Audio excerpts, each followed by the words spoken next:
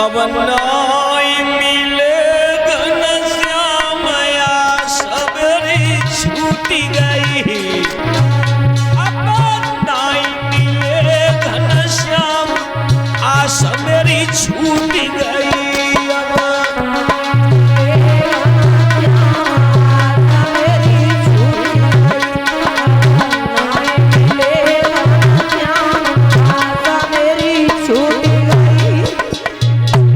अब रुक्मिणी कह रही है क्या?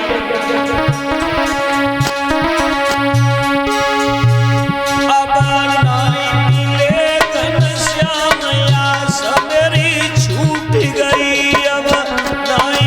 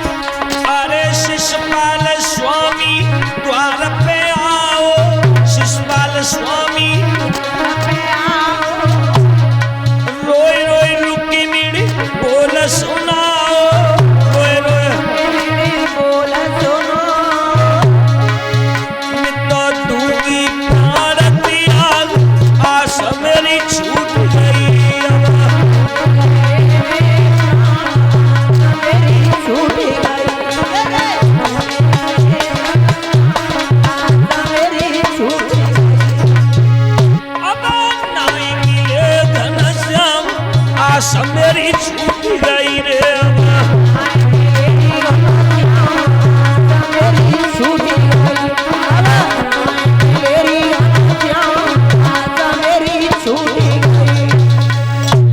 जो इस तरह से कहा और तब तक भगवान की कृपा ऐसी रहे। सो आज भैया भगवान की कृपा से एक सुदेव नाम के ब्राह्मण आ गए पिंडो। सुदेव नाम के ब्राह्मण जैसे ही आए और जो ब्राह्मण ने दरवाजे पे आवाज लगाई एकदम रुक्मिणी भागती हुई निकल के आई और जवाब दो पंडित जी, ओ पंडित जी तुम आए गए? बोले हाँ। पंडित जी मैं तुमसे एक विनती कर रही हूँ। क्या? आज तुम मेरी किस्मत से आई गए हो तो जो मान लो कि अगर कोई बिगड़ी में किसी का सहारा मिल जाए तो एक सच्चा भगवान, एक सच्चा ब्रह्म वही होता है। पंडित जी आज तुम मेरी चिट्ठियां लेके कैसे करके चले जाओ। एकदम ब्राह्मण दे बोले कहाँ ले जाऊं? बोले द्वारिका। हाँ मरवाना चाह रही हो? क्यों? बोले द्वारिका यहाँ नहीं रखती है, 750 कोस दूर है, मैं कैसे लेकर के जाऊं? पंडित जी मैं मर जाऊंगी, मैं मर जाऊंगी पंडित जी अगर तुम उस चिटिया को लेकर के न गए। अब तुम ही बताओ मेरे भैया अपनी साले शिशपाल के लिए भला मेरा विवाह कर रहा है तो मैं कैसे जिंदा रहे?